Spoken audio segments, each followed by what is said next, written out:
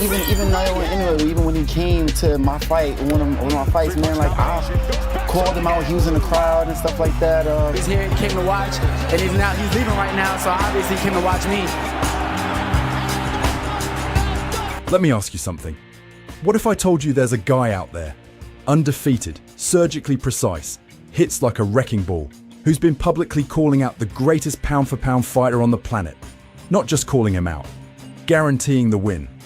Guaranteeing that when they finally share a ring, Naoya Inoue will taste the canvas and not get up. You'd probably laugh. You'd probably say, okay, everybody talks. Another young prospect popping off for attention, right? But what if this man isn't just talking? What if he's actually showing you, fight by fight, round by round, exactly why he means every word? What if Bruce Carrington is the real deal? And Naoya Inoue knows it. Welcome back. If you're new here, hit that subscribe button because we talk about boxing the right way. No hype without substance. Today we're breaking down everything. Who Bruce Carrington really is, what makes him dangerous, what the Inoue matchup would actually look like, and the one question everybody in boxing is quietly asking, could this be the fight where the monster finally falls? Let's get into it. Brownsville built different. To understand Bruce Carrington, you have to understand where he's from. Brownsville, Brooklyn. That's not just a neighborhood, that's a boxing factory. That tiny corner of New York has produced Mike Tyson, Riddick Bowe, and Zab Judah. Legends, Hall of Famers, men who changed the sport. When you grow up in Brownsville, you're not just learning to box, you're learning to survive, to compete, to fight like your back is always against the wall, because it is. Carrington grew up in that environment, and by his own admission, his parents did everything they could to keep him away from the streets. Boxing was the outlet. And it turned out, boxing was the calling. He started racking up amateur wins as a kid, and by the time he was competing at the elite level, the numbers were staggering. He finished his amateur career at 255 wins and 31 losses, and those losses? Those came against some of the best amateurs in the world. In 2017, he won the New York City Golden Gloves. By 2020, he won the US Olympic trials at 125 pounds, punching his ticket to Tokyo. And then the world stopped. COVID shut everything down. The Olympics got delayed. And Carrington, never a man to waste time, made a decision. He turned pro. October 9th, 2021. The undercard of Tyson Fury versus Deontay Wilder III. That's where Bruce Carrington debuted. Not some local club show, not some small ESPN plus preliminary. He debuted in front of the world on one of the biggest boxing cards of the year. That told you everything about how his team saw him and how he saw himself. He won that fight on points, and then he kept winning. The rise. Fight by fight. Here's the thing about Carrington that the casual fan might miss. He didn't just collect wins. He collected statements. Early in his career, you could already see the blueprint. Fights against guys like Stephen Brown, Yuri Andahar, and Angel Antonio Contreras. These weren't demolition jobs against cans. Carrington was sharpening real tools. Distance, timing, the jab as a weapon, combination work, and that left hook. Lord, that left hook. Watch the Andahar fight, and you'll see something that most fighters don't show until they've been around for years. I'm out with a brutal knockout over Stephen Brown. It was lightning quick, right, left hook, left uppercut, left hook combination. Didn't even give the referee time to step in and stop that brutality. For a 5'8" guy, honestly, 72-inch reach. And Duhar does too. I'm forgetful of my old age. You think that maybe Kriegel's a New Yorker? From Carrington. You see the flashy combinations, you see the big single shots from Carrington, but the jab is setting it all up. That's why he's able to eat through it. Even that uppercut, the body shot, a short right. Head control. Setting up the frame. Using the jab not just to score, but to blind his opponent. To control where the head goes so the right hand or the hook lands exactly where he wants it. It's textbook stuff, but at his age and level of experience, it was ahead of schedule. The Brown fight.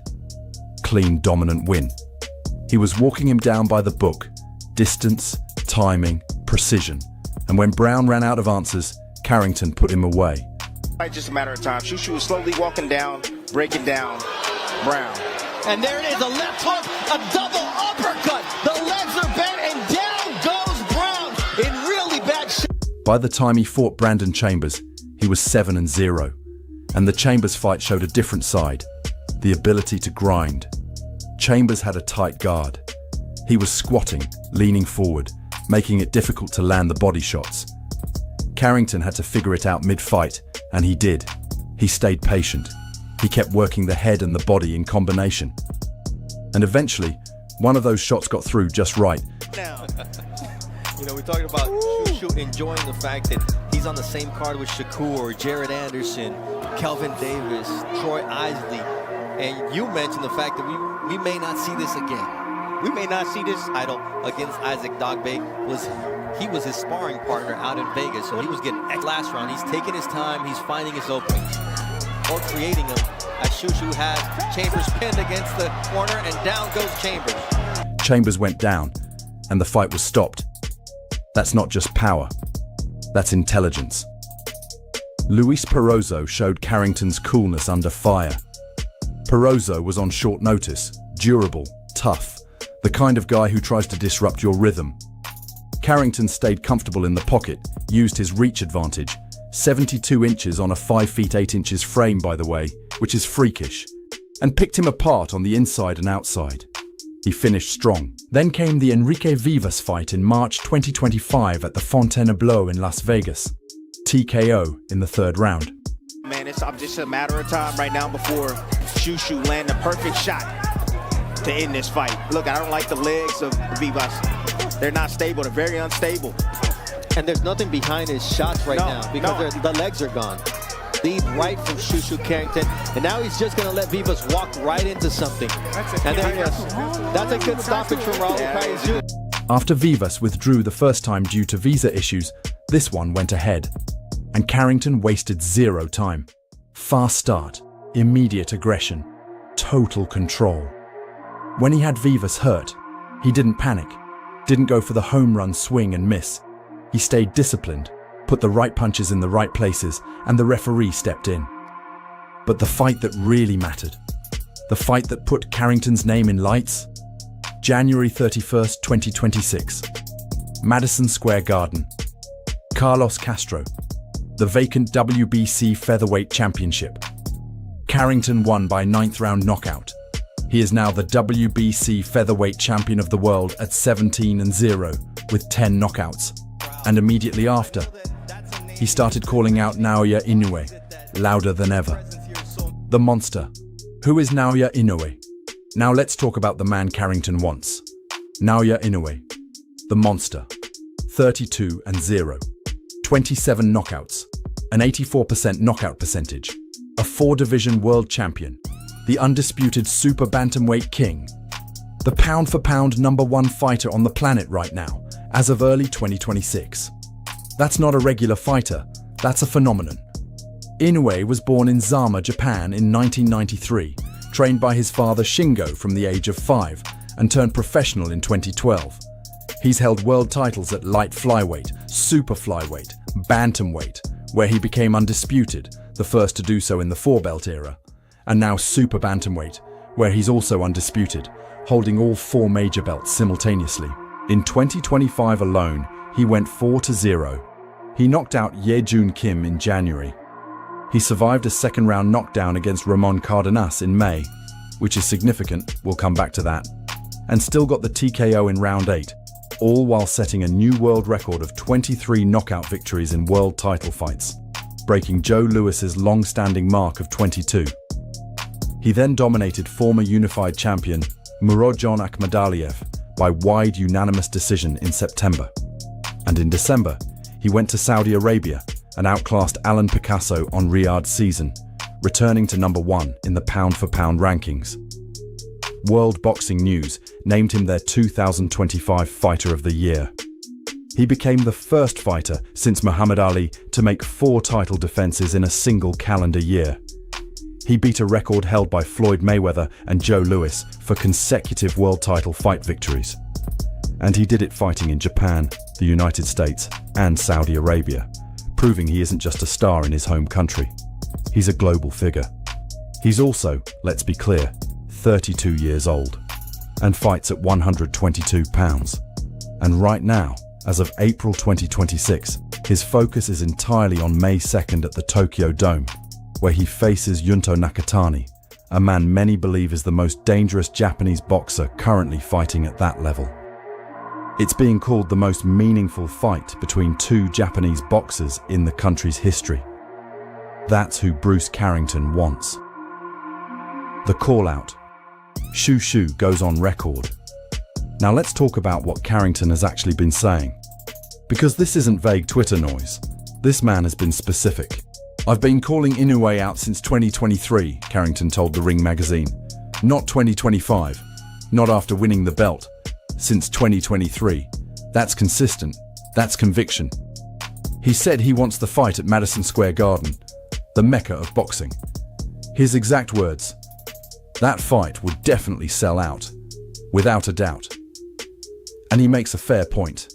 While Inoue is a massive star in Japan, Carrington believes the American boxing market would add a layer of promotion and buzz that would elevate the fight to another level entirely. But here's where it gets juicy. Carrington went on the Sean Zettel channel and said something that turned a lot of heads. He questioned whether Inoue's punch resistance, his chin, would hold up at featherweight. He pointed to the Cardenas knockdown in May 2025.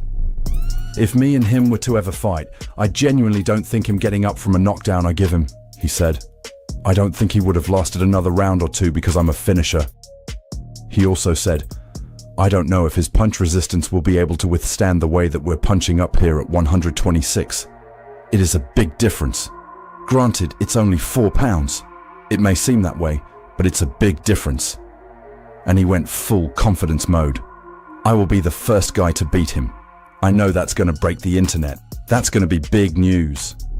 Now, is that bravado? Sure, some of it is. That's boxing. Fighters talk. But what makes Carrington's call-out different is the context he wraps around it. He's not just saying, "I'll knock him out." He's explaining how and why.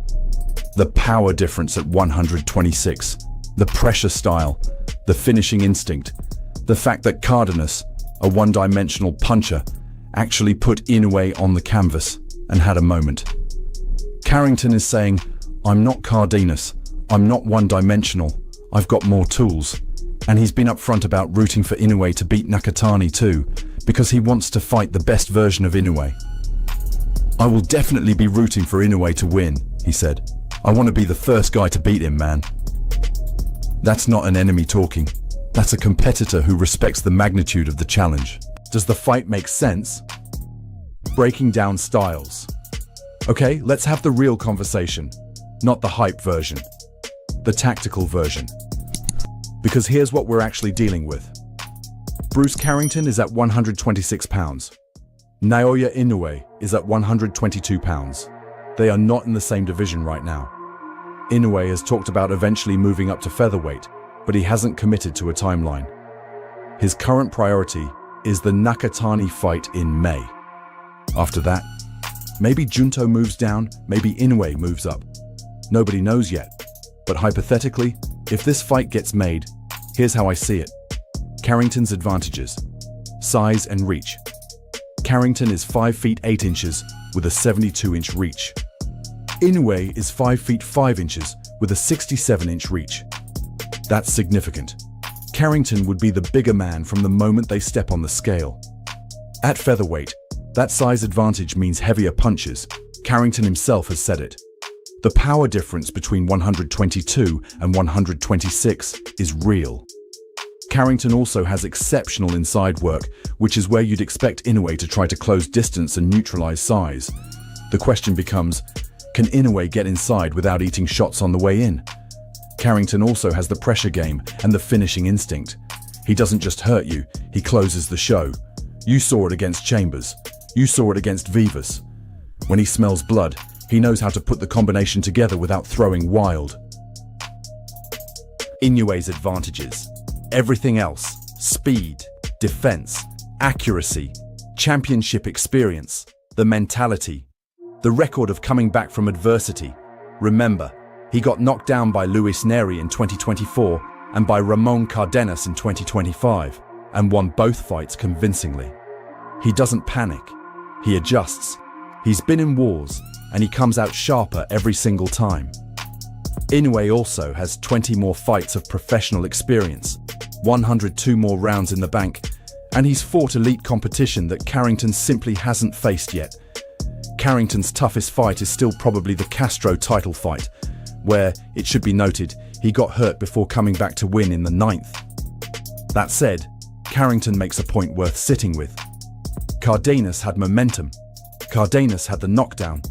If Cardenas had been more disciplined after dropping Inoue, if he hadn't gone haymaker mode and left himself open, maybe we're having a different conversation.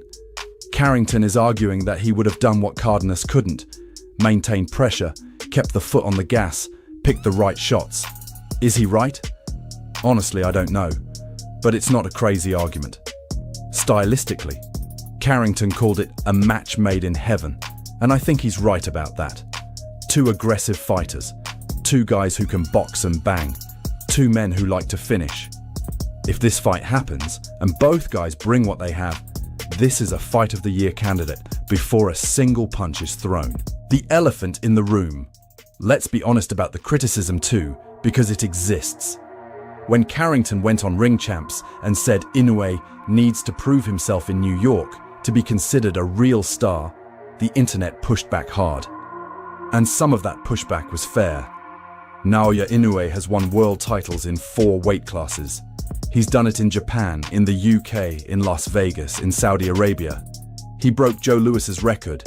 He matched Muhammad Ali's defense count in a calendar year. Saying he needs to prove something in New York is bold. Very bold. Some fans pointed out that Carrington has only held his first world title for a couple of months and has yet to make a defense. He was hurt in the title fight. And he's not even talking about fighting his mandatory challengers or unifying against WBO champion Rafael Espinoza, another undefeated featherweight, first. Carrington himself acknowledged that Espinoza is probably the biggest fight available at 126 right now. I feel like he is looked at as the most competitive guy in terms of difficulty because of his height, Carrington said. Espinoza is 6 feet 1 inch with devastating power. The guy has stopped everyone in front of him. So the argument from the skeptics is this: beat Espinoza, unify the featherweight division, then make the call to Inoue's camp. Because right now, the gap between where Carrington is and where Inoue is remains real. But here's my take. Every great fighter needs a target. Ali chased Frazier. Leonard chased Hearns. The call-out isn't arrogance, it's ambition. It's a man who knows what he needs to become in order to get to the top, and he's telling the world about it. Whether Carrington is ready today is a different question from whether he could be ready when the fight actually gets made, which realistically could be late 2026 or even 2027 if Inoue handles Nakatani first. By then, Carrington will have more fights under his belt. He'll be more refined. He'll have had time to develop those tools he says people haven't seen yet. And maybe, just maybe, he'll be exactly what he says he is. The prediction. So what do I actually think? I think Naoya Inoue is still the best fighter on the planet. I think his record, his resume, his ability to adapt and survive adversity puts him in a different category from anyone Carrington has faced. If this fight happened tomorrow, Inoue wins, probably by stoppage. But I also think Bruce Carrington is more dangerous than people give him credit for. That Brownsville power is not a myth. That jab is the real deal. And that 72-inch reach at 5 feet 8 inches presents problems that shorter, aggressive fighters historically struggle with. And Inoue, at 5 feet 5 inches with a 67-inch reach, would be walking into range every time he tries to close distance. The Cardenas knockdown was a warning sign. Inoue recovered like a champion, but his chin has been touched, and Carrington punches harder than Cardenas at featherweight. I'm not predicting an upset right now, but I'll say this. If they make the fight, I'm watching. You're watching. The whole world is watching. Alright, so let me know what you think down in the comments. Can Bruce Carrington be the first man to beat Naoya Inoue? Does Inoue need to handle Nakatani first and then move up? And if the fight happens, who wins? I read every comment. Drop your prediction below. If you enjoyed this breakdown, do me a favor. Like the video, share it with a boxing fan who needs to know about Shushu Carrington, because trust me, you're going to want to say you knew about him early. Subscribe if you're new, and we'll see you in the next one.